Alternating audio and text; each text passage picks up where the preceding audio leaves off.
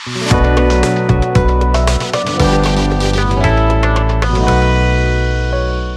Everyone, सो हमारा आज का टॉपिक है electric dipole. So electric dipole क्या होता है, सबसे पहले वो देख लीजिए। आपके पास दो चार्जेस होंगे बिल्कुल same magnitude but opposite nature. Okay, इनका मैग्नीट्यूड क्या होगा, सेम होगा, सेम मैग्नीट्यूड।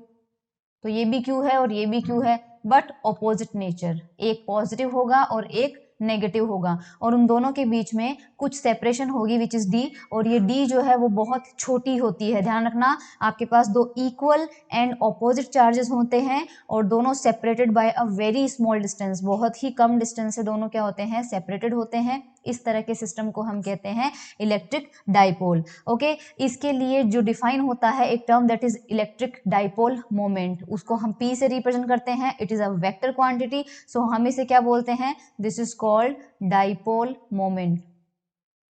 ये आपका होता है डाइपोल मोमेंट, और इसका फॉर्मूला आपको ध्यान रखना है। दोनों में से किसी भी चार्ज का आप मैग्नीट्यूड ले लीजिए, क्योंकि दोनों सेम है, ओनली मैग्नीट्यूड, इसलिए माइनस प्लस कुछ नहीं लेना है, सिर्फ चार्ज का मैग्नीट्यूड लेना है, जो कि कितना हो जाएगा, Q हो जाएगा। और दोनों के जो बीच की सेपरेशन है उस सेपरेशन से इसको मल्टीप्लाई कर दीजिए, और यहाँ पर हमारे पास Q तो वेक्टर क्वांटिटी है नहीं, तो वेक्टर किस पे लगेगा, D पे लगेगा। सो ये P का जो फॉर्मूला होता है वो होता है, अब डायरेक्शन इसकी क्या लेते हैं, direction of P, direction of P, या डाइपोल मोमेंट की जो डायरेक्शन है वो हम कौन से चार्ज से कौन से चार्ज की तरफ लेंगे। तो ध्यान रखना, this direction is taken from negative charge, तो ये माइनस Q से स्टार्ट होगा और प्लस Q की तरफ होगा। तो जो यहाँ पे पिक्चर बनी हुई है उसमें हमारे पास जो डायग्राम मैंने बनाया है उसमें डाइपोल मोमेंट की डायरेक्शन अगर मैं पूछूं तो वो कौन सी होगी, देखो ये होगी, this is the direction of P vector, minus से प्लस की तरफ होती है। तो ध्यान रखना, इलेक्ट्रिक फील्ड में हमने देखा था कि इलेक्ट्रिक फील्ड हमेशा प्लस Q से दूर होती है और माइनस Q की तरफ होती है। तो अगर यहाँ पे माइनस Q है और यहाँ पे प्लस Q चार्ज रखा हुआ है और मैं आपसे पूछूं इलेक्ट्रिक फील्ड की डायरेक्शन क्या होगी, तो आप प्लस Q से माइनस Q की तरफ बनाएंगे। So this is the direction of electric field, जबकि जो डाइपोल मोमेंट है वो आपका माइनस Q से प्लस Q की तरफ होता है। यानी कि डाइपोल मोमेंट और इलेक्ट्रिक फील्ड जो है दोनों की जो डायरेक्शन है वो क्या होगी, एक दूसरे के ऑपोजिट होगी। ऑफ कोर्स दिख रहा है कि ये वेक्टर क्वांटिटी है हमारे पास। अगर इसकी मैं आपको बोलूं कि डायमेंशन क्या होगी और यूनिट क्या होगी, सो यूनिट एंड डायमेंशन जो है, सबसे पहले यूनिट से हमें डायमेंशन मिलती है, तो यूनिट देख लीजिए, इसकी यूनिट क्या होगी, चार्ज मल्टीप्लाई है किससे, डिस्टेंस से। तो चार्ज हमारा क्या होता है, कूलम में होता है, ठीक है। तो कूलम और डिस्टेंस की ऐसा यूनिट क्या होती है हमारे पास, मीटर। सो कूलम इंटू मीटर हो जाएगा। और ऐसी सिचुएशन में अगर इसकी डायमेंशन निकालनी है तो मैंने आपको बताया था कि कूलम जब भी आता है, चार्ज जब भी आता है, तो उसकी डायमेंशन हम कैसे लेते हैं, हम जानते हैं चार्ज होता है करंट इंटू टाइम, और करंट के लिए हम नोटेशन कौन सा यूज करते हैं, ए। टाइम के लिए क्या करते हैं, टी।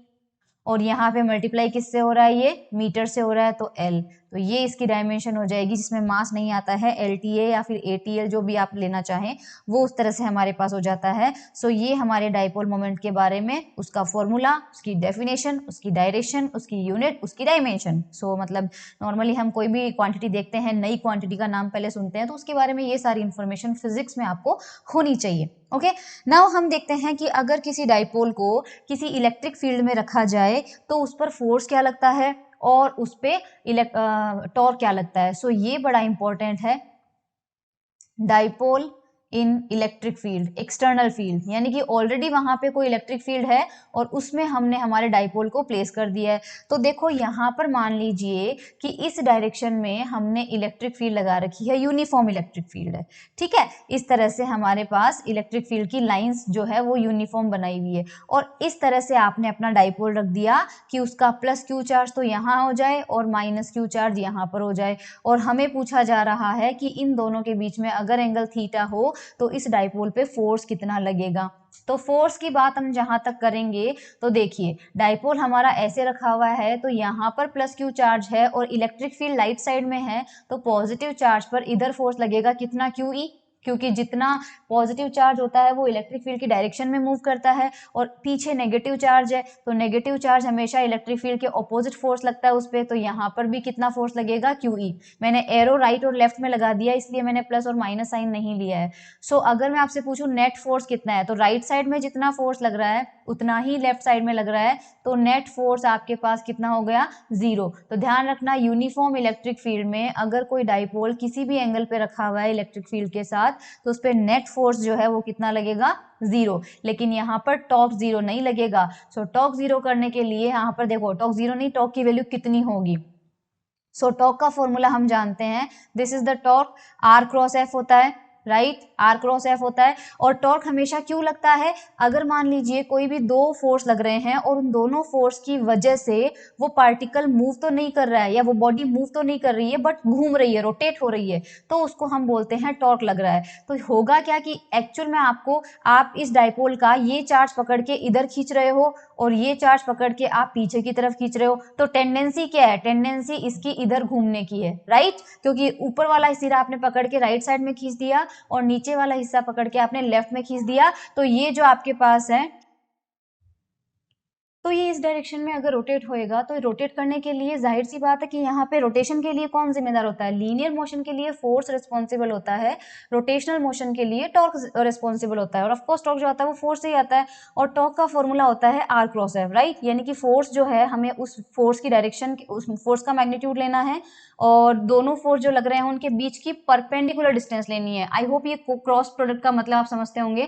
क्रॉस का मतलब है कि फोर्स है और दोनों फोर्स जो लग रहे हैं उनकी परपेंडिकुलर जो डायरेक्शन है, परपेंडिकुलर जो सेपरेशन है वो हमें लेना होता है। या फिर आप सिंपली ऐसा भी कर सकते हैं, magnitude of R, magnitude of F and sine theta, क्योंकि क्रॉस प्रोडक्ट को ओपन करते हैं तो साइन थीटा आता है।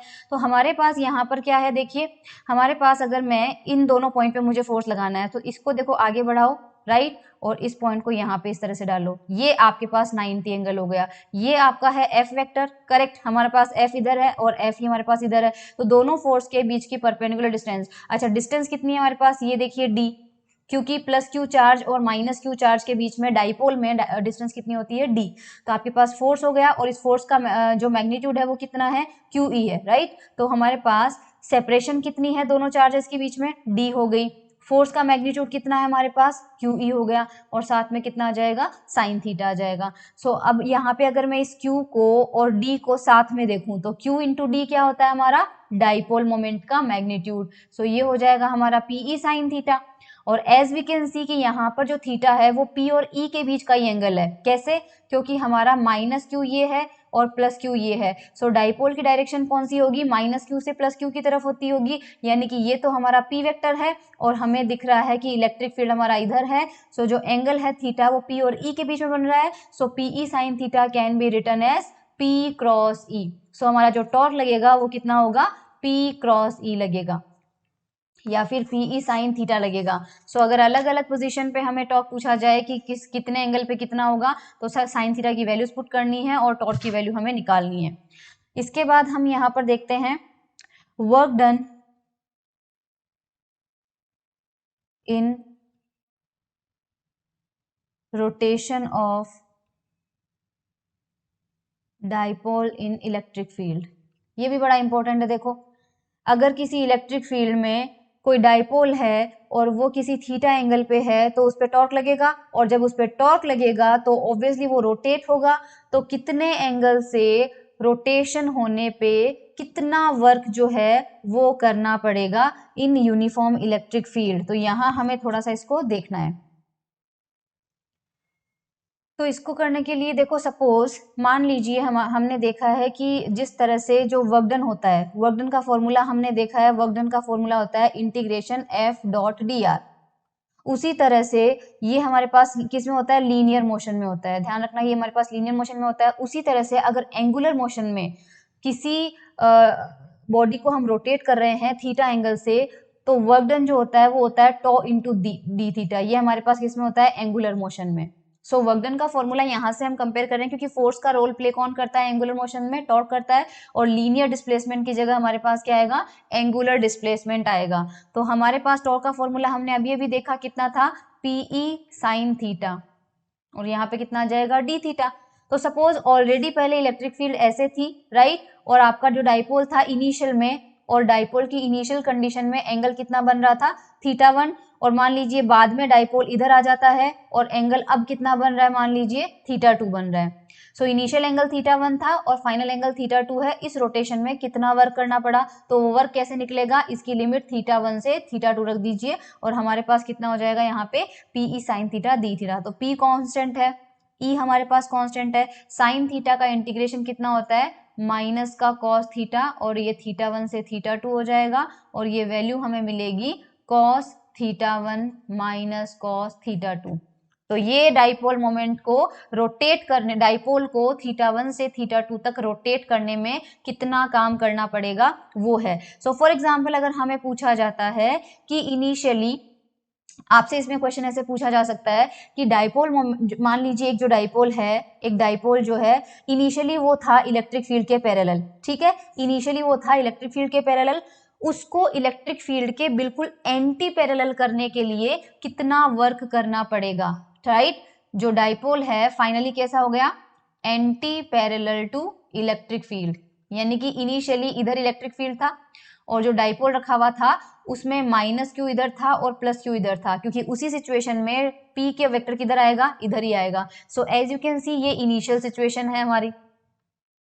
अब कहा जा रहा है कि इस डाइपोल मोमेंट को पकड़ के उधर घुमा दिया सो दैट ये प्लस क्यू चार्ज इधर आ गया और माइनस क्यू से प्लस क्यू इधर आ गया और डाइपोल आपका इस डायरेक्शन में हो गया। सो इलेक्ट्रिक फील्ड के पैरेलल से इलेक्ट्रिक फील्ड के एंटी पैरेलल करने के लिए कितना वर्क करना पड़ेगा। सो इनिशियली एंगल कितना था 0 डिग्री, क्योंकि दोनों पैरेलल थे, और फाइनली कितना हो गया हमारे पास 180 हो गया, क्योंकि अब एंटी पैरेलल हो गए।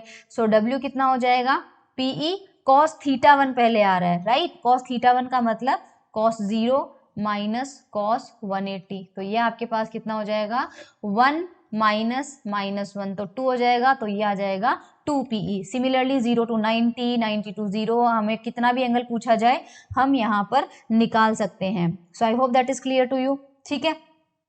अब अगर मैं आपसे सिचुएशन कुछ यहाँ पर ड्रॉ करती हूँ, देख लीजिए, मान लीजिए आपके पास माइनस क्यू है और ये आपके पास प्लस क्यू है, सिचुएशन ए है, और इसमें हमने इलेक्ट्रिक फील्ड रखी है इस डायरेक्शन में, और राइट, और ये डाइपोल रखा हुआ है। दूसरा हमारे पास माइनस क्यू यहाँ पे है और प्लस क्यू यहाँ पे है, करेक्ट, और इलेक्ट्रिक फील्ड है आपकी इस डायरेक्शन में। तीसरी सिचुएशन है आपके पास प्लस क्यू इस डायरेक्शन में है और माइनस क्यू इस डायरेक्शन में है और इलेक्ट्रिक फील्ड है आपकी इस डायरेक्शन में। देखो ये तीन सिचुएशन हमें दे रखी है A, B एंड C। तीनों सिचुएशन के अंदर हमें वर्क डन और टॉर्क की मिनिमम और मैक्सिमम वैल्यू या जितनी भी वैल्यू आ रही है वो बतानी है। तीनों सिचुएशन में किस में टॉर्क मिनिमम या मैक्सिमम है और किस में वर्क डन मिनिमम या मैक्सिमम है। तो यहाँ पर अगर आप थीटा देखें तो देखो माइनस से प्लस क्यू की डायरेक्शन में निकालो। सबसे पहले तीनों पिक्चर के अंदर आप डाइपोल मोमेंट की डायरेक्शन बनाओ। सो माइनस से प्लस जाएगा, सो P की डायरेक्शन ये आ रही है, इसमें माइनस से प्लस जाएगा तो P आपके पास इस डायरेक्शन में आ रहा है, और इसमें माइनस से प्लस आओगे तो P आपके पास इस डायरेक्शन में है। ठीक है, हमें P की वैल्यू मिल चुकी है और हम E की वैल्यू बना देते हैं साथ में। E यहाँ पे है, सो दोनों एक डायरेक्शन में, तो थीटा कितना हो गया आपका 0 डिग्री। इसमें देखो P ऊपर है और E आपका हॉरिजॉन्टल है, तो थीटा कितना हो रहा है आपका 90 डिग्री हो रहा है, और इसमें E राइट साइड में जा रहा है, P लेफ्ट साइड में आ रहा है, तो थीटा कितना हो गया आपका 180 डिग्री। थीटा आते ही हम टॉ की वैल्यू और W की वैल्यू निकाल लेंगे। तो टॉ हमें पता है कितना होता है PE sine theta. So sine 0 की थीटा 0 है तो ये तो 0 हो जाएगा, और वर्क डन हमें पता है, वर्क डन हमारे पास कितना हो जाता है इस कंडीशन में, हाँ ये मान लीजिए if a dipole is rotated from field direction to theta, तो W हमारे पास इस कंडीशन में क्या हो जाएगा, यानी इनिशियली ये पहले आपके पास थीटा 0 था, उस कंडीशन में हमें यहाँ पर वर्क डन निकालने के लिए इनिशियल पोजीशन पता होनी चाहिए, फाइनल पोजीशन। सो इनिशियली यहाँ पे क्या मान के चल रहे हैं, 0 ही मान के चल रहे हैं, यानी इस सिचुएशन में जब हम वर्क डन कैलकुलेट कर रहे हैं, टॉ के लिए हमें कोई टेंशन नहीं है, टॉ में हमें सिर्फ थीटा चाहिए था, लेकिन वर्क डन में हमें क्या चाहिए, वर्क डन के अंदर हमारे पास केस में इनिशियल पोजिशन बतानी पड़ेगी। सो आप इस पर्टिकुलर सिचुएशन के लिए मान लीजिए इनिशियली, ये फाइनल सिचुएशन आपको 3 दी हुई है, तो जो इनिशियल सिचुएशन है उसमें आप थीटा 1 को 0 डिग्री ले लीजिए, यानी कि शुरुआत में जो डाइपोल है वो इलेक्ट्रिक फील्ड के पैरेलल था तीनों ही केसेस में। सो अब बताओ W कितना हो जाएगा, W हमारा था cos θ1 यानी इनिशियली, और फाइनली भी कितना आ रहा है 0, तो W वर्क डन आपका 0 हो जाएगा। इस पिक्चर में देखिए तो आपका हो जाएगा PE साइन थीटा, साइन 90 है तो ये PE आ जाएगा, और W आपका कितना हो जाएगा PE कॉस 0 माइनस कॉस 90, तो ये आपके पास आ रहा है कॉस 90 तो 0 हो जाएगा, ये आपके पास आ रहा है PE। इस सिचुएशन में तो आपका कितना हो रहा है PE साइन 180 हो जाएगा तो 0 ही आ जाएगा, PE साइन 180 है तो 0 आ जाएगा, और वर्क डन आपका कितना आ जाएगा PE cos 0 minus cos 180 which is 2PE। सो आप देखिए आपको इस कंडीशन में टॉर्क की वैल्यू क्या मिल रही है, टॉर्क 0 मिल रहा है आपको, देखो टॉर्क अभी नेगेटिव हो ही नहीं रहा है, टॉर्क या तो 0 है या तो PE है, तो 0 ही मिनिमम होगा, तो ध्यान रखना इस कंडीशन में टॉर्क आपको मिनिमम मिलेगा, यहाँ पर आपको मैक्सिमम मिलेगा और यहाँ पे आपको मिनिमम मिलेगा। W की वैल्यू 0 भी है, पॉजिटिव भी है और पॉजिटिव भी है, तीनों सिचुएशन में आपको मिल रहा है। सो जाहिर सी बात है इन तीनों में 0 मिनिमम है, तो ये वैल्यू आपकी वर्क डन की क्या होगी, मिनिमम होगी, ये मैक्सिमम नहीं होगा क्योंकि हमें मैक्सिमम 2PE मिल रहा है, तो आपके पास जो मैक्सिमम है वो इस सिचुएशन में ये होगा। सो आई होप आपके पास इनिशियल सिचुएशन से फाइनल सिचुएशन में 3 पॉइंट दिए गए हैं और तीनों में आपको बता दिया गया है कहाँ पर टॉर्क की वैल्यू और वर्क डन की वैल्यू मिनिमम और मैक्सिमम कैसे निकालना होता है। अब हम पोटेंशियल एनर्जी की बात करते हैं, इसकी electrostatic potential energy. Electrostatic potential energy के अंदर देखिए इसका ये मतलब है कि अगर हमारे पास पोटेंशियल एनर्जी का फॉर्मूला हमने क्या पढ़ा था, हमने ये कहा था कि अगर कोई चार्ज शुरुआत में इन्फिनिटी पे है और इन्फिनिटी पे पोटेंशियल एनर्जी हमेशा क्या ली जाती है, 0 ली जाती है, तो इन्फिनिटी से किसी पॉइंट को फील्ड के किसी पॉइंट तक लाने में फील्ड के अगेंस्ट हमें जो काम करना पड़ता है और वो जो काम होता है वो उस सिस्टम की पोटेंशियल एनर्जी के फॉर्म में क्या हो जाता है, स्टोर हो जाता है, करेक्ट, वो हमारे पास स्टोर हो जाता है। तो हमें यहाँ पर क्या करना पड़ेगा, अब हम डाइपोल है, डाइपोल तो लीनियर मोशन कर ही नहीं रहा है, डाइपोल तो प्योरली रोटेशनल मोशन कर रहा है, तो रोटेशनल मोशन के केस में हम उसे इन्फिनिटी से तो नहीं ला सकते, इसलिए हम क्या करेंगे, उसको पूरी एक रेफरेंस पोजीशन डिसाइड करेंगे और उस रेफरेंस पोजीशन के अंदर हम ये खुद बोल देंगे कि जिस तरह से इन्फिनिटी पे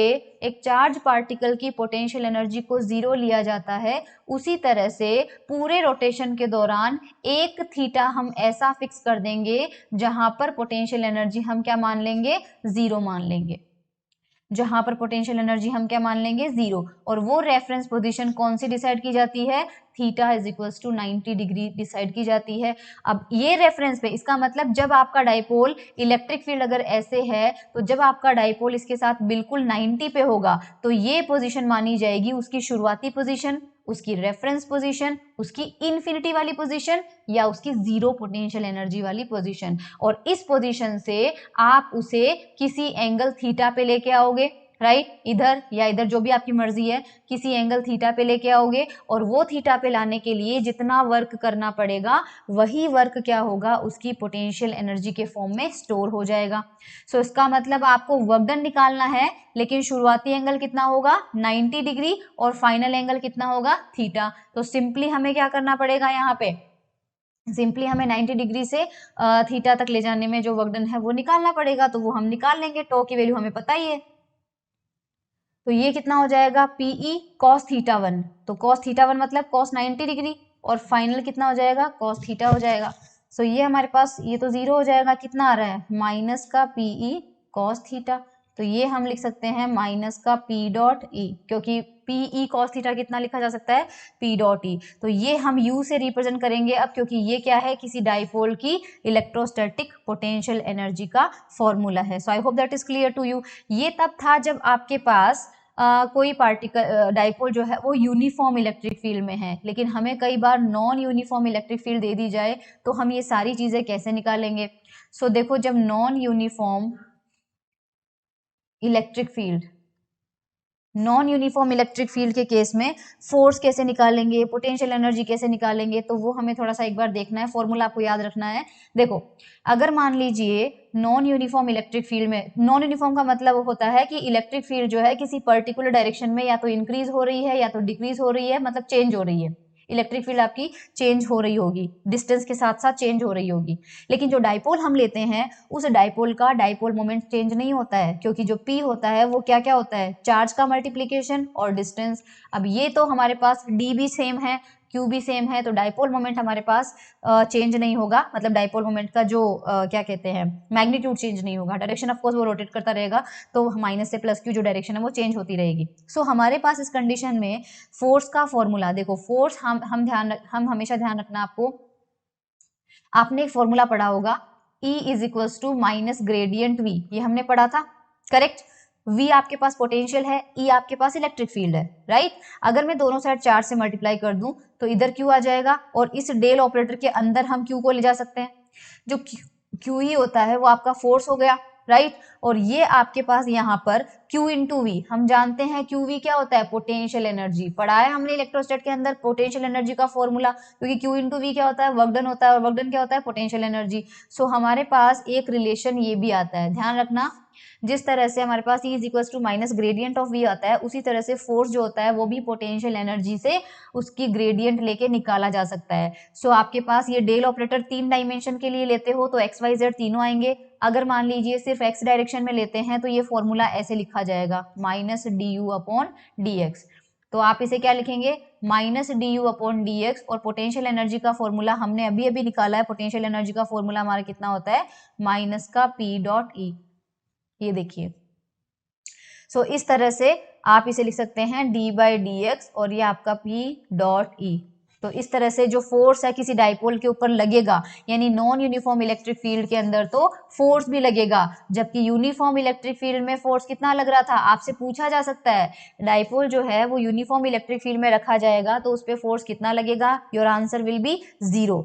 और अगर कोई डाइपोल को नॉन यूनिफॉर्म इलेक्ट्रिक फील्ड में रख दिया तो क्या उस पर 0 फोर्स लगेगा, नहीं, आपके पास इस फॉर्मूले से फोर्स की कुछ नॉन जीरो वैल्यू आएगी जो कि हमें कैलकुलेट करनी पड़ेगी। तो इस तरह से हम यहाँ पर फोर्स की वैल्यू भी निकाल सकते हैं। सो फॉर एग्जांपल अगर इसका क्वेश्चन आता है नॉन यूनिफॉर्म का, सो वो क्वेश्चन आपके पास कैसा आएगा, ये देखो बड़ा इंपॉर्टेंट है, इसी से आपको क्लियर हो जाएगा। सो मान लीजिए आपके पास एक इनफाइनाइट लाइन चार्ज रखी हुई है, ये देखिए आपके पास एक इनफाइनाइट लाइन चार्ज है और उसके ऊपर पॉजिटिव चार्ज आपने दिया है कितना, लैम्डा लीनियर चार्ज डेंसिटी का, और उससे मान लीजिए r डिस्टेंस पे, अब ये r काफी ज्यादा है, उससे r डिस्टेंस पे आपने एक डाइपोल रखा, राइट। तो आपको r डिस्टेंस वाला पॉइंट ये है, अगर आपको इस पे डाइपोल रखना है मतलब this should be your centre point, ये राइट। तो यहाँ पर हमने डाइपोल रख दिया, ये लो, ये डाइपोल रख दिया, और ध्यान रहे यहाँ पे है उसका माइनस क्यू चार्ज और यहाँ पे है उसका प्लस क्यू चार्ज, और इन दोनों की सेपरेशन आपको दी हुई है, अच्छा सेपरेशन नहीं दी हुई है, आपको डायरेक्टली बताया कि जो डाइपोल मोमेंट है P, डायरेक्शन भी आपको खुद ही निकालनी है इसकी। आपसे कहा जा रहा है इतना फोर्स लगेगा इस डाइपोल मोमेंट पे, फोर्स ऑन दिस डाइपोल कितना होगा, करेक्ट। ऑप्शन है आपका एक K P lambda upon are square, B आपका है 2 K P lambda upon are square, C आपका है K P lambda upon 2 R square, और डी आपका है यहाँ पे K P lambda upon 4 R square. ये देखो इस तरह से आपके पास यहाँ पर अब इस क्वेश्चन को कैसे अप्रोच करेंगे, तो आपको यहाँ पे पता होना चाहिए सबसे पहले इलेक्ट्रिक फील्ड यूनिफॉर्म है या नॉन यूनिफॉर्म है। ये कैसे पता चलता है कि यूनिफॉर्म है या नॉन यूनिफॉर्म है, देखो अगर आप माइनस क्यू की लोकेशन देखो और आप प्लस क्यू की लोकेशन देखो, हालांकि इन दोनों का जो सेपरेशन है वो आर के कंपेरिजन में बहुत छोटा माना जाता है, क्योंकि मैंने पहले ही कह दिया था डाइपोल के दोनों चार्जेस के बीच में डिस्टेंस बहुत कम ली जाती है, बहुत। तो अगर इनके बीच की डिस्टेंस डी है तो डी जो है वो डेफिनेटली आर से बहुत छोटी है, इसलिए हम माइनस क्यू की लोकेशन भी आर पर ही लेंगे, प्लस क्यू की लोकेशन भी हम आर पर ही लेंगे। लेकिन हम इसे नॉन यूनिफॉर्म इसलिए कहेंगे क्योंकि लाइन चार्ज की वजह से आर डिस्टेंस पे इलेक्ट्रिक फील्ड मैंने बता रखी है, फॉर्मूला हमने डिराइव कर रखा है, इनफाइनाइट लाइन चार्ज की वजह से जो इलेक्ट्रिक फील्ड आती है वो हमारे पास कितनी आती है, इफ यू रिमेंबर 2 के लैम्डा अपॉन आर, ये हमारे पास इलेक्ट्रिक फील्ड की वैल्यू आती है। और डायरेक्शन कौन सी होती है, अलोंग द रेडियल डिस्टेंस ही होती है, यानी कि इस डायरेक्शन में होगी, क्योंकि पॉजिटिव चार्ज है तो इससे electric field away from the charge होगा। सो ये तो आपके पास इलेक्ट्रिक फील्ड की डायरेक्शन है। अब आप जल्दी से एक बार डाइपोल मोमेंट की डायरेक्शन देख लीजिए, डाइपोल आपके पास होता है नेगेटिव से पॉजिटिव की तरफ, तो यहाँ पर भी आपके पास क्या आ रहा है, नेगेटिव से पॉजिटिव, मतलब ये डाइपोल मोमेंट की डायरेक्शन है। सो डाइपोल मोमेंट और इलेक्ट्रिक फील्ड दोनों ही आपके पास इस सिचुएशन में क्या आ रहे हैं, सेम डायरेक्शन में आ रहे हैं। सो सेम डायरेक्शन में, तो थीटा आपके पास कितना हो जाएगा, 0 डिग्री हो जाएगा, क्योंकि जो थीटा होता है वो किस किस के बीच में एंगल होता है, ई वेक्टर और पी वेक्टर के बीच में, जो कि इस केस में कितना आएगा हमारे पास, 0 आ जाएगा। अब इलेक्ट्रिक फील्ड आ गई, हमें फोर्स निकालना है। फोर्स मैंने अभी अभी आपको बताया था, minus d u by d r लेंगे, क्योंकि आर है हमारी हॉरिजॉन्टल डायरेक्शन में डिस्टेंस। सो माइनस का डी बाय डी आर आ जाएगा, और आपके पास जो पोटेंशियल एनर्जी है वो कितनी है, माइनस का पी डॉट ई आ जाएगा, राइट। ये आपके पास कितनी आ जाएगी, माइनस का पी डॉट ई आ जाएगी। सो माइनस माइनस प्लस हो जाएगा, और आपके पास डी बाय डी आर, और यहाँ पे आ जाएगा p dot e, correct. D by d r ये आ जाएगा आपके पास p e cos theta, cos theta का मतलब कॉस 0 आ जाएगा आपके पास। So d by d r simply कितना हो जाएगा, पीई हो जाएगा। अब आप इस पी को तो कांस्टेंट रखिए, क्योंकि पी तो आपका बाहर रहेगा, और d by d r e, electric field की वैल्यू हमने अभी अभी देखी है 2k लैम्डा अपॉन आर। सो यहाँ पर 2k लैम्डा तो कॉमन है, सो 2k पी लैम्डा बाहर चला जाएगा, d by d r of 1 by r, और 1 बाय आर का डिफ्रेंसिएशन कितना होता है, -1 अपॉन आर स्क्वायर होता है। So 2k p lambda -1 upon are square. So ये हमारे पास आ जाएगा यहाँ पे -2k p lambda r square. So negative sign आपको ये बताता है कि देयर विल बी अट्रैक्शन, ये फोर्स जो होगा वो आपका अट्रैक्टिव नेचर का होगा। तो ध्यान रखना, मैग्नीट्यूड फोर्स का कितना आ जाएगा, 2k p lambda upon are square, और साथ में ये नेचर कैसा होगा उसका, अट्रैक्टिव होगा। अच्छा, ये अट्रैक्टिव क्यों होगा, ये मैं आपको बता देती हूँ। अट्रैक्टिव इसलिए होगा क्योंकि अगर आप पॉजिटिव चार्ज देखो तो इसकी वजह से जो इलेक्ट्रिक फील्ड है वो आर के इनवर्सली प्रोपोर्शनल है, क्योंकि इलेक्ट्रिक फील्ड की वैल्यू कितनी थी, 2k लैम्डा अपॉन आर, ये देखो ये थी 2k lambda upon r. So minus q charge यहाँ पे है और प्लस क्यू चार्ज थोड़ा दूर है, तो यहाँ पर इलेक्ट्रिक फील्ड जो है उसकी डिस्टेंस कम है। ये देखो, ये आर जो है वो कम है, अगर आर घटेगी तो इलेक्ट्रिक फील्ड बढ़ेगी, यानी यहाँ पर इलेक्ट्रिक फील्ड थोड़ी ज्यादा है, और जैसे जैसे हम दूर जा रहे हैं इलेक्ट्रिक फील्ड कम है। तो जो प्लस क्यू चार्ज है वहां पर इलेक्ट्रिक फील्ड कम है, इसलिए वहां पर फोर्स थोड़ा कम लगेगा, और क्योंकि यहाँ पर इलेक्ट्रिक फील्ड स्ट्रॉन्ग है तो इस पे फोर्स थोड़ा ज्यादा लगेगा। अब अगर हम इन फोर्स की डायरेक्शन देखें तो माइनस क्यू चार्ज को हमेशा पॉजिटिव चार्ज अपनी तरफ खींचेगा, तो जो ज्यादा वाला फोर्स है वो अट्रैक्टिव लग रहा है, लेफ्ट साइड में लग रहा है, जबकि प्लस क्यू को रिपल्शन मिलेगा, और रिपल्शन इधर जा रहा है। अब ये फोर्स आपका कम है और ये फोर्स आपका ज्यादा है, तो लेफ्ट साइड में लगने वाला फोर्स ज्यादा है, इसलिए इन दोनों के कंबाइंड इफेक्ट से नेट फोर्स आपका आएगा लेफ्ट हैंड साइड में, और लेफ्ट हैंड साइड का मतलब है कि ये लाइन चार्ज उस डाइपोल को अपनी तरफ खींच रही है, इसलिए मैंने यहाँ पर अट्रैक्टिव बोला। और डायरेक्शन वाइज आपके पास आए क्वेश्चन में ऑप्शंस में, तो आप लिखेंगे टुवर्ड्स लाइन चार्ज। ये जो फोर्स की डायरेक्शन है वो आपके पास कैसी आएगी, टुवर्ड्स लाइन चार्ज, या फिर आप इसको लिखेंगे टुवर्ड्स लेफ्ट। कोई सा भी ऑप्शन आपको अट्रैक्टिव लिखा हुआ मिल सकता है, लाइन चार्ज लेफ्ट, ठीक है। सो ये इसका रीजन था। अब हमें यहाँ पे दो फॉर्मूले और ध्यान रखने हैं डाइपोल के बारे में, और वो फॉर्मूले हैं electric field and electric potential due to dipole. तो सबसे पहले हम क्या करेंगे, electric potential due to dipole, important formula है, डेरिवेशन नहीं करेंगे, बस डायरेक्टली याद रखेंगे। सो मान लीजिए अगर आपके पास इस तरह से कोई डाइपोल रखा हुआ है माइनस क्यू पे और प्लस क्यू पे, ये उसका बिल्कुल मिड पॉइंट है O, ठीक है, और यहां से आपके पास कोई पॉइंट है P जिसके कोऑर्डिनेट हमने लिए हैं r थीटा, ये पोलर कोऑर्डिनेट है, राइट। तो पोलर कोऑर्डिनेट में r कौन सी डिस्टेंस होगी, जो कि इसके मिड पॉइंट से P की डिस्टेंस होगी, और थीटा कौन सा होता है, ध्यान रखना ऑब्जर्वेशन पॉइंट जो है उसके साथ ये जो r आपने लिखा है, ये r वाली लाइन डाइपोल के एक्सिस से, अब यहाँ पर डाइपोल का एक्सिस कौन सा है, ये वाला, जिस एक्सिस पे डाइपोल रखा हुआ होता है, this is known as dipole axis. ये आपके पास क्या है, डाइपोल एक्सिस है। इस डाइपोल एक्सिस से ये एंगल बन रहा है आपका थीटा। तो उस कंडीशन में P पॉइंट पर जो आपके पास पोटेंशियल होगा ड्यू टू दिस डाइपोल, इसका डेरिवेशन थोड़ा लेंदी है इसलिए हम नहीं कर रहे हैं, बहुत ज्यादा लेंदी नहीं है, but it will take 10 minutes. So VP आपको फॉर्मूला डायरेक्टली ध्यान रखना है, ये आपके पास हो जाएगा KP cos theta upon r square.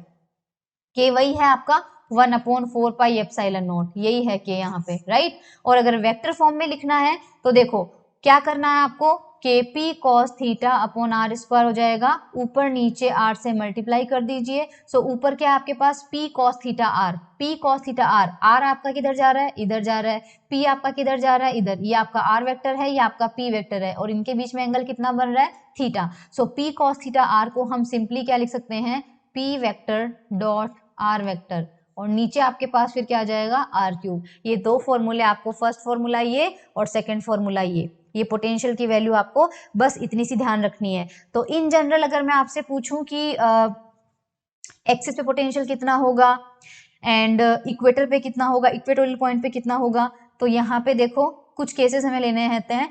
First, अगर मान लीजिए वी एक्सिस, एक्सिस पे अगर कोई पॉइंट हो, एक्सिस का मतलब सिचुएशन ऐसी होगी, माइनस क्यू ये है, प्लस क्यू ये है, और ये इसकी एक्सिस थी, तो इसी एक्सिस पे ये रहा पॉइंट पी, इस पॉइंट पी पे पोटेंशियल कितना होगा। सो अब वीपी आप कैसे निकालेंगे, तो आप खुद देखिए कि इसका जो ओरिजिन है वो यहाँ पे है, तो ओ से पी को मिलाओगे तो ये डायरेक्शन आपकी आर वेक्टर है, और डाइपोल एक्सिस भी आपका इधर ही है, तो ये भी आपका पी है, तो थीटा आपका कितना हो गया इस सिचुएशन में, इस सिचुएशन में थीटा आपका हो गया 0 डिग्री। तो आपका फॉर्मूला यहाँ रख दो, k p cos theta upon are square, so k p cos 0 upon are square, और आंसर कितना आ जाएगा, k p r square, k p by r square आपका आ जाएगा, एक्सिस वाले पॉइंट पे आ जाएगा, करेक्ट। सिमिलरली अगर मैं बोलूं equatorial, right, v equator,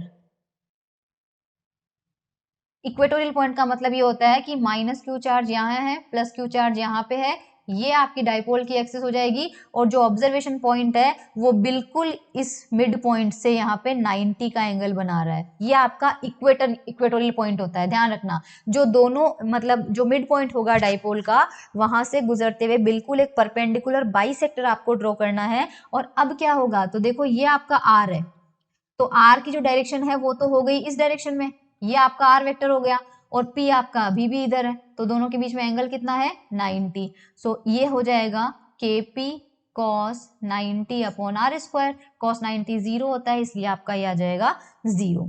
so I hope ये हमें एक्सिस पे और इक्वेटर पे पोटेंशियल डाइपोल मोमेंट की वैल्यू मिल चुकी है, करेक्ट। चलिए इलेक्ट्रिक फील्ड देखते हैं, electric field due to dipole, ये हम यहाँ पे थोड़ा सा देख लेते हैं।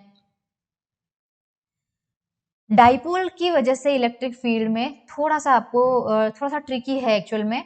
सो आपको मैं फॉर्मूला डायरेक्टली बता देती हूँ। हमें क्या करना है, आपके पास माइनस क्यू और प्लस क्यू, ठीक है, पिक्चर तो अभी भी वही है कि ये डाइपोल की एक्सिस है, मिड पॉइंट से आपने कोई रैंडम पॉइंट लिया है जिसमें आर थीटा है, और यहाँ से एंगल थीटा बनना चाहिए। ध्यान रखना, ये थीटा एंगल जो है ये ऑब्जर्वेशन पॉइंट के पोजीशन वेक्टर का एंगल है विद डाइपोल एक्सिस, ये डाइपोल के एक्सिस का है। सो ये आर है, इस पॉइंट पे जो इलेक्ट्रिक फील्ड होगी। अब देखो, अगर मान लीजिए जिस तरह से एक्स और वाई कोऑर्डिनेट अगर इसके होते, तो इलेक्ट्रिक फील्ड वेक्टर क्वांटिटी है, तो इलेक्ट्रिक फील्ड के दो कंपोनेंट होते हैं, ई एक्स और ई वाई। बिल्कुल वैसे ही, क्योंकि आप आर और थीटा ले रहे हो, तो दो कंपोनेंट आएंगे, ई आर और ई थीटा। हम जानते हैं ई हमारे पास होता है माइनस का ग्रेडियंट ऑफ वी, ये वी पोटेंशियल है, ये वेक्टर है।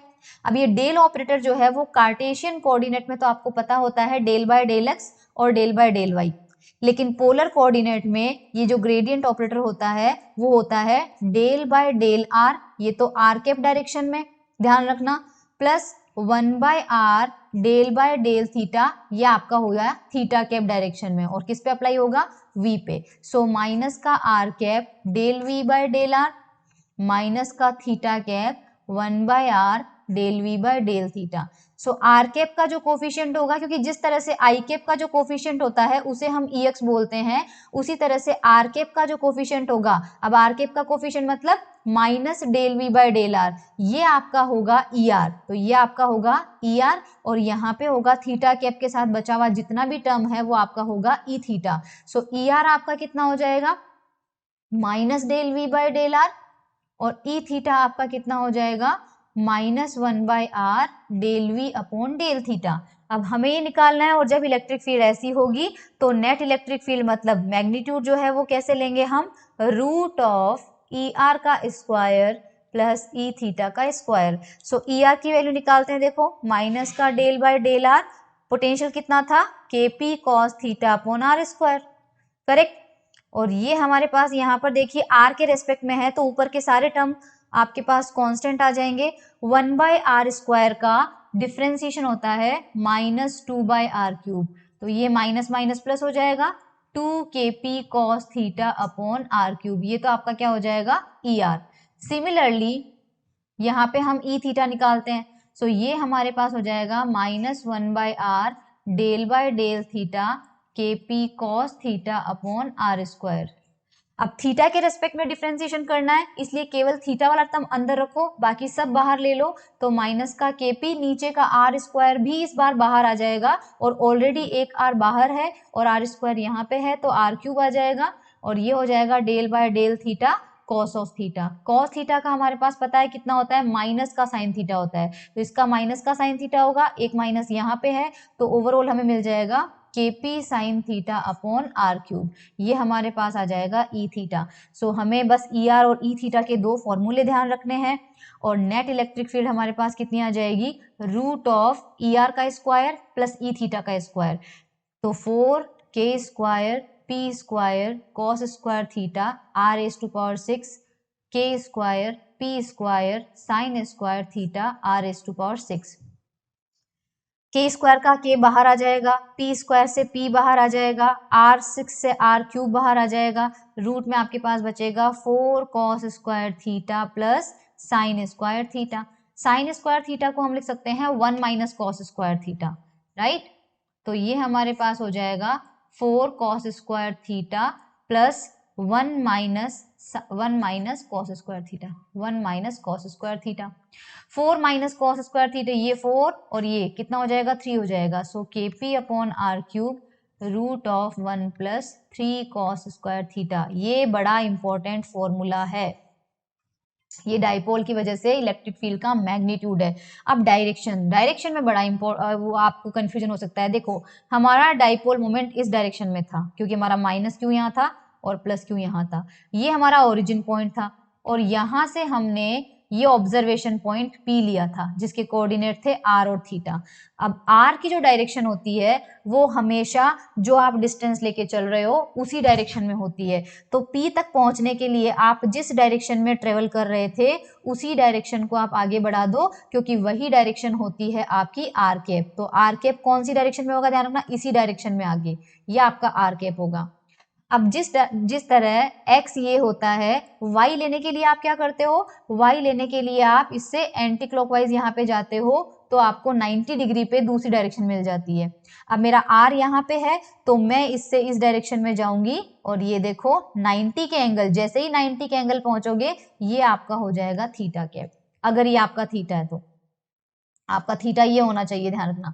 क्यों आपका थीटा ये वाला क्यों होना चाहिए, क्योंकि ये थीटा अगर आपका होगा तो आप इस एक्सिस से एंटी क्लॉकवाइज जा रहे हो। मतलब मैं ये कहना चाह रही हूँ कि अगर आपने इस वेक्टर का एंगल यहाँ से लिया है तो थीटा ट्रेस करने के लिए आप किधर जा रहे हो, ऊपर जा रहे हो, ऊपर जा रहे हो, यानी कि आप एंटी क्लॉकवाइज जा रहे हो। एंटी क्लॉकवाइज जाओगे तो आपको थीटा के ऊपर मिलेगा। किसी सिचुएशन में मान लीजिए आपका थीटा ये वाला हो जाता है, किसी सिचुएशन में आपको पोजीशन वेक्टर ये दे दिया जाए और आपको देखो थीटा अगर ये दे दिया जाए और फिर आपसे कहा जाए कि आर कैप और थीटा कैप किधर होगा, तो इस कंडीशन में आपने थीटा कहाँ से लिया है, ऊपर वाली एक्सिस से लिया है, वर्टिकल एक्सिस से लिया है, तो थीटा बनाने के लिए आपको यहाँ से इधर आना पड़ा। यहाँ से इधर आने के केस में आप कौन सी डायरेक्शन में गए, क्लॉकवाइज डायरेक्शन में गए। इस सिचुएशन में अगर मैं बोलूं आर किधर आएगा तो ध्यान रखना ये आपका आर कैप होगा और नीचे की तरफ आपको मिलेगा थीटा कैप 90 पे। बट हमारी केस में हम इधर गए हैं, ऊपर की तरफ जा रहे हैं, इसलिए थीटा कैप ऊपर लेना है। तो ये सिचुएशन का और ये सिचुएशन का आपको क्वेश्चन में देख के पता चलेगा, बट सीयूईटी में हमारा इतना ज्यादा डिफिकल्ट आएगा नहीं। ओके, सो हमारे पास थीटा कैप और आर कैप हो जाएगा। सो इस डायरेक्शन में हमें मिलेगा ई आर और इस डायरेक्शन में हमें मिलेगा ई थीटा। तो इन दोनों का रिजल्टेंट कहाँ आएगा, बीच में कहीं आएगा। सो ये हमारे पास रिजल्टेंट होगा। अब मान लीजिए कि ई जो रिजल्टेंट इलेक्ट्रिक फील्ड है अगर उसका आर वाली डायरेक्शन से एंगल बनता है अल्फा, तो tan अल्फा कितना होगा। तो अब आप मुझे फिर से बताइए कि जब आपका EX इधर होता है और जब आपका ई वाई इधर होता है तो उसका रिजल्टेंट वेक्टर अगर एक्स एक्सिस से अल्फा एंगल बना लेता है तो आप टेन अल्फा कैसे निकालते हो? आप टेन अल्फा बोलते हो y component upon x component. Similarly अगर ई जो है मैंने आर कैप डायरेक्शन से अल्फा एंगल पे लिया है तो मेरा टेन अल्फा क्या हो जाएगा? मेरा y कंपोनेंट जो कि अब थीटा होगा और मेरा x कंपोनेंट जो कि अब r होगा। सो अल्फा आपके पास कितना हो जाएगा? e theta upon e r हो जाएगा। So alpha can be written as tan inverse e theta upon e r. अगर आपको ये पूछे कि जो डायरेक्शन है, ध्यान रखना ये इंपॉर्टेंट है, डायरेक्शन ऑफ ई वेक्टर जो कि नेट इलेक्ट्रिक फील्ड आई है विद डाइपोल एक्सिस, या मान लीजिए नेट इलेक्ट्रिक फील्ड आपके पास है, ठीक है, with dipole axis. Dipole axis से कितना एंगल बनेगा? डाइपोल के एक्सिस से कितना एंगल बनेगा? सो देखो डाइपोल का एक्सिस तो ये था, राइट, और इलेक्ट्रिक फील्ड हमारे पास इस डायरेक्शन में तो आर कैप जा रहा था, इसके परपेंडिकुलर थीटा कैप आ रहा था, और ये हमारे पास यहाँ पे इनका रिजल्टेंट आ रहा था ई नेट। सो आप देखिए डाइपोल एक्सिस से कितना एंगल हो जाएगा? डाइपोल एक्सिस से, डाइपोल एक्सिस में यहां पर बनाऊं तो ये हो जाएगा। अब ऑलरेडी ये एंगल हमें थीटा गिवन था तो ये एंगल भी थीटा होगा, और ये एंगल हमने अल्फा माना है तो टोटल ई नेट जो है इलेक्ट्रिक फील्ड है उसकी ये डाइपोल एक्सिस है। सो डाइपोल एक्सिस से ई नेट का जो एंगल है वो कितना हो जाएगा? थीटा प्लस अल्फा हो जाएगा। ये डायरेक्टली आपके पास एग्जाम में पूछे जा सकते हैं, इनसे रिलेटेड न्यूमेरिकल नहीं आएगा पर ये डायरेक्टली पूछा जा सकता है कि डाइपोल एक्सिस से कितना एंगल बना, थीटा प्लस अल्फा या थीटा या फिर ओनली अल्फा, इस तरह से। सो इलेक्ट्रिक फील्ड के लिए भी अब ध्यान रखिएगा, अगर इसका मतलब ये है कि नेट इलेक्ट्रिक फील्ड जो है वो हमें एक्सिस पे भी पूछी जा सकती है, इक्वेटोरियल पॉइंट पे भी पूछी जा सकती है। तो इक्वेटोरियल पॉइंट पे निकाल लेते हैं एक बार। तो मान लीजिए आपके पास केस वन है at dipole axis, electric field जो है वो डाइपोल एक्सिस पे कितनी होगी? सो ये आपका माइनस क्यू है, ये आपका प्लस क्यू है, और ये पॉइंट पी है जहां पर हमें इलेक्ट्रिक फील्ड बताना है, इलेक्ट्रिक फील्ड की डायरेक्शन बतानी है और उसकी जो वैल्यू है वो कितनी होगी वो हमें बतानी है। तो ऐसी सिचुएशन में क्या करेंगे? सबसे पहले ई आर निकालो।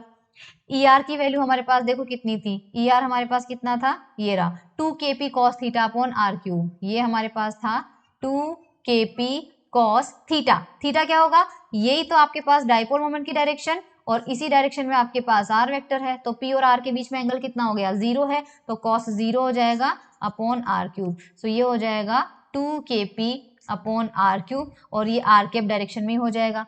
ई थीटा हमारे पास कितना था? ई थीटा हमारे पास था KP sine theta upon are cube, KP sine theta upon are cube, तो वो हो जाएगा 0। तो इसमें जो इलेक्ट्रिक फील्ड है वो हमारे पास हॉरिजॉन्टल डायरेक्शन में रहेगी, नेट इलेक्ट्रिक फील्ड हमारे पास इसी डायरेक्शन में रहेगी क्योंकि थीटा कैप कंपोनेंट 0 आया है। At equatorial point, equatorial